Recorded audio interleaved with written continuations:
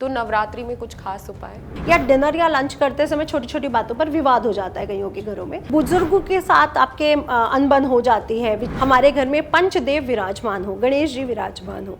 देखिए, बहुत सारे लोगों का ये भी सवाल होता है कि कुछ ऐसा उपाय जो हम नवरात्रि में कर लें कि घर में सुख शांति बनी रहे, कलेश ना हो, झगड़े ना हो। तो नवरात्रि में कुछ खास उपाय जी, एक बहुत विशेष उपाय आपको बताना चाहूँगी जो मैं बहुत सालों से कर रही हूँ, प्रतिदिन कर रही हूँ। ये आप नवरात्रि से शुरू करके हमेशा कर सकते हैं।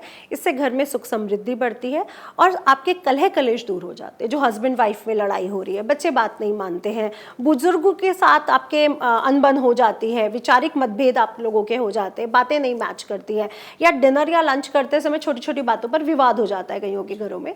आपने सुबह हल्दी वाला जल लेना, यानी एक लोटा पानी लीजिए, उसमें थोड़ी सी हल्दी और जल मिलाइए, अपने मुख्य द्वार के बाहर जाइए और माता को, श्री हरि विष्णु को, लक्ष्मी जी को प्रसन्न करने के लिए आप जल को छिड़कना शुरू करिए और एक प्रार्थना करते जाइए कि लक्ष्मी जी, श्री हरि विष्णु के साथ माँ दुर्गा, शिव जी, हमारे घर में पंचदेव विराजमान हो, गणेश जी विराजमान हो, जिससे हमारे घर में रिद्धि सिद्धि के दाता, शुभ लाभ के दाता गणेश जी भी आ जाएंगे, विष्णु जी भी आ जाएंगे। और विष्णु जी जहाँ आ गए वहाँ लक्ष्मी जी कभी जा नहीं सकती हैं, तो स्थायी निवास हो जाता है। और दुर्गा जी का रूप तो वैसे भी बच्चों का पालन करने वाला है, तो माँ दुर्गा को भी ज़रूर बुलाइए और पूरे घर में छिड़कते जाइए।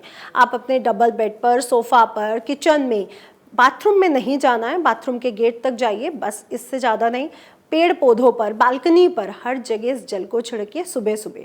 और आप देखेंगे इसके बाद आप अपनी पूजा वगैरह कर लीजिए, सूर्य देवता को जल देना, मंदिर में पूजा करना। आप देखेंगे कि कुछ ही दिनों में आपके घर का वातावरण चेंज हो जाएगा और पैसा आप लोगों के घर टिकने लगेगा। लोगों की शिकायत रहती है पैसा टिकता नहीं है, तो पैसा टिकने लगेगा इस उपाय से। तो ये हल्दी वाला जल हमारे जीवन में प्रॉस्पेरिटी को लाता है, विष्णु तत्व को बढ़ाता है, और जब विष्णु तत्व बढ़ जाता है तो श्री यानी लक्ष्मी तत्व अपने आप स्ट्रांग हो जाता है। जी, नितिशा जी, बहुत छोटे उपाय आप बता रहे हैं और ये कोई भी कर सकता है। और लोगों का आजकल देखिए, आपने भी देखा होगा कि समस्या है संतान प्राप्ति नहीं हो रही।